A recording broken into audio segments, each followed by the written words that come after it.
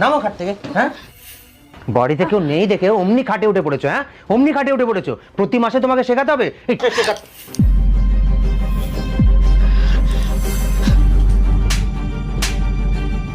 একদম চুপ, আর একটাও কথা বলবে না। অনেক সহ্য করেছি, আর একটাও যদি কথা বলো মেরে তোমার মুখ আমি ভেঙে দেবো। ন্যূনতম মানসিকতা বোধটুকু তোমার নেই? একটা অসুস্থ মানুষকে তুমি টেনে হিচড়ে খাট থেকে নামিয়ে আনছো। তুমি বোধহয় ভুলে গেছো যে তোমার পিরিয়ড হয়েছে। তো তো কি কি হয় পিরিয়ড হলে?